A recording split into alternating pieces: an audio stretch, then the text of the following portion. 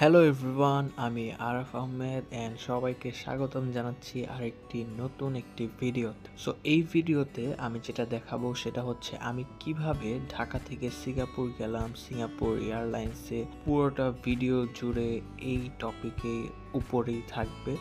So আমি হচ্ছে already বের হয়ে গিয়েছি আমার বাসা থেকে অ্যান্ড একটি উবার হচ্ছে কল করেছিলাম। সো উবারে বেসিক্যালি আমরা যাচ্ছি এবং আমাদের খামার বাড়ি থেকে বাপ্পি ভাইয়াকে পিক করতে হবে।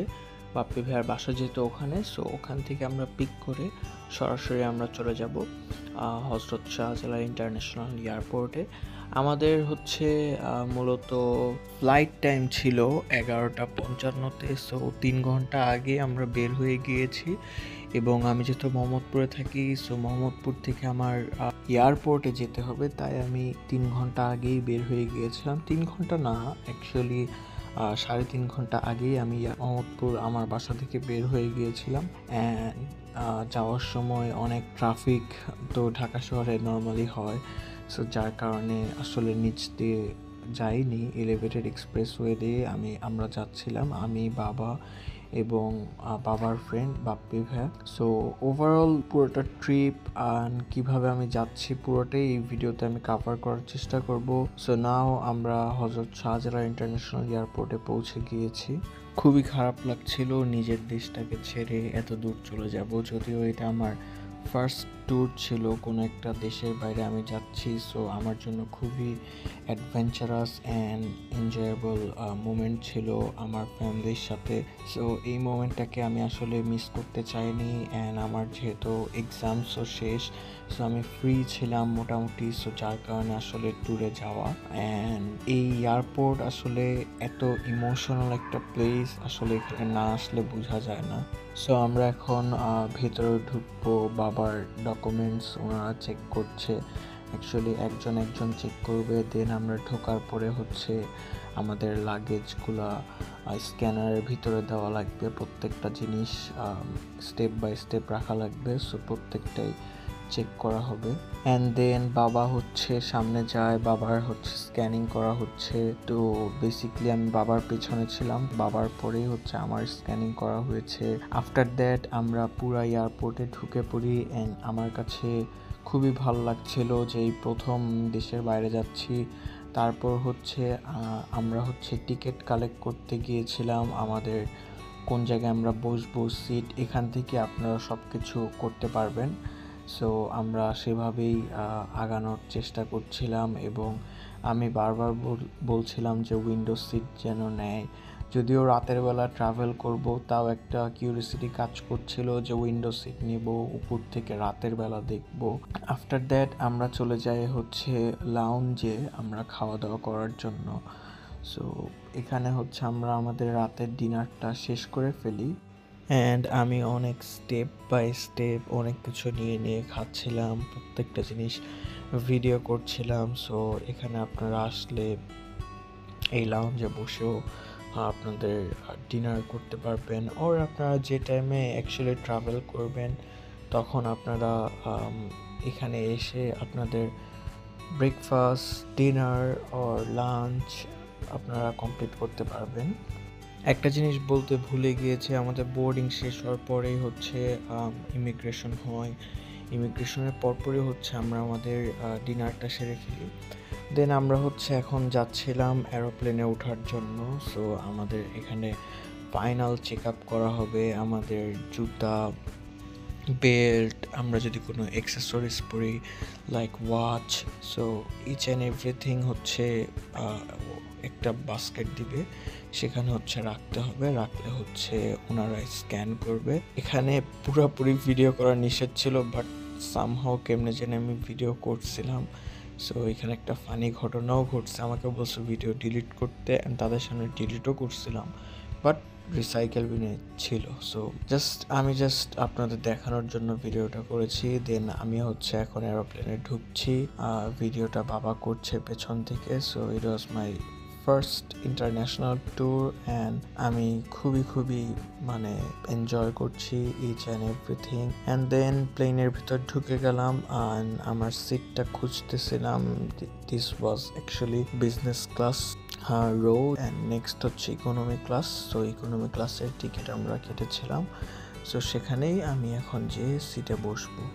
এই তো আমি আমার সিটে বসছি এবং ঠিকই আমি উইন্ডোর পাশের সিটেই বসতেছি। সো আমার কাছে খুবই ভালো লাগছিল। তো প্রত্যেকটা প্যাসেঞ্জার মোটামুটি সিটে বসতেছে এবং অলমোস্ট সবার যখন বসা শেষ তখন লাইটসগুলা কমাচ্ছে আস্তে আস্তে। দেন আমাদের হচ্ছে একটি টাওয়েল দেয়। এটি হচ্ছে পুরাপুরি হট একটি টাওয়েল ছিল। এটা দিয়ে মূলত হাত মুছতে দেয়। তো এটা দিয়ে মুছতে দেয় এই কারণে বিকজ এটা দিয়ে মুছার পরে নেক্সট ডে হচ্ছে খাবার দেওয়া হবে, যেন সবার যাতে উঠে না যাওয়া লাগে, যার কারণে হচ্ছে এটি দেয়। খুবই ভালো লেগেছে আমার এই জিনিসটা।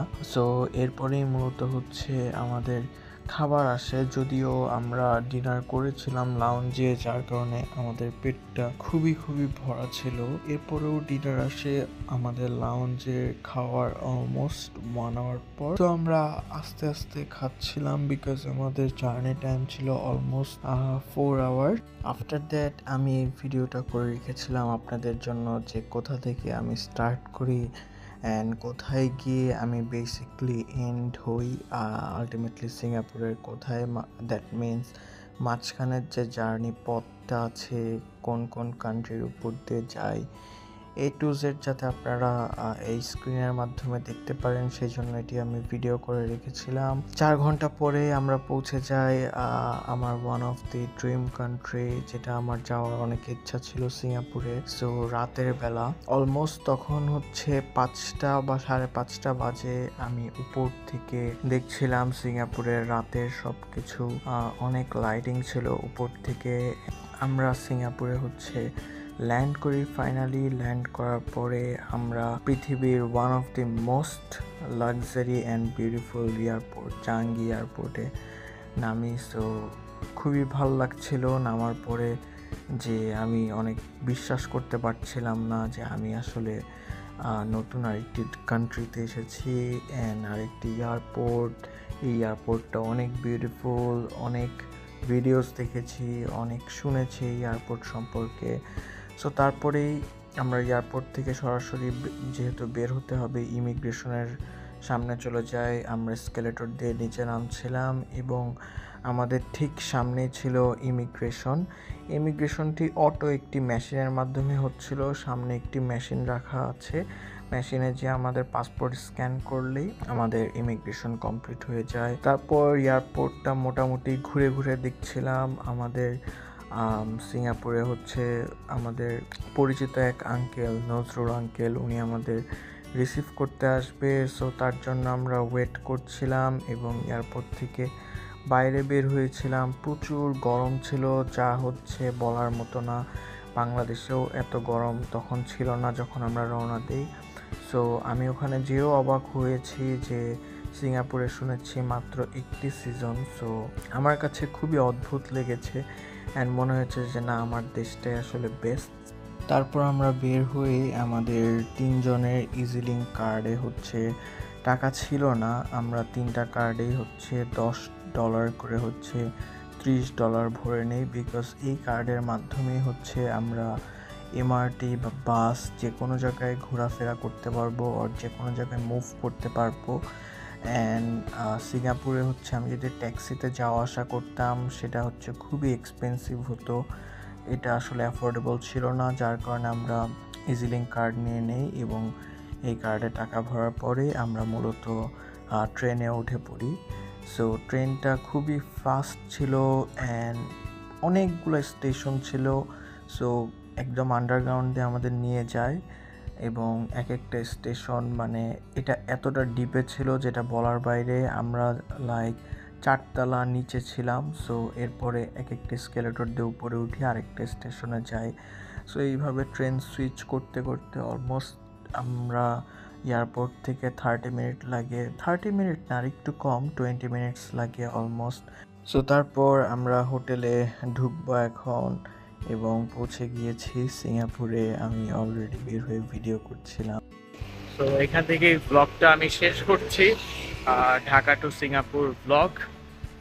নেক্সট যে এপিসোডটা আসবে, সিঙ্গাপুরে আমি 3 দিন থাকবো, কি কি করি ইচ অ্যান্ড এভরি পার্ট আমি ভিডিওর মাধ্যমে দেখানোর চেষ্টা করব। সো ভিডিওটা যদি ভালো লাগে, to like, comment, share and don't forget to subscribe my channel যদি ভালো লাগে।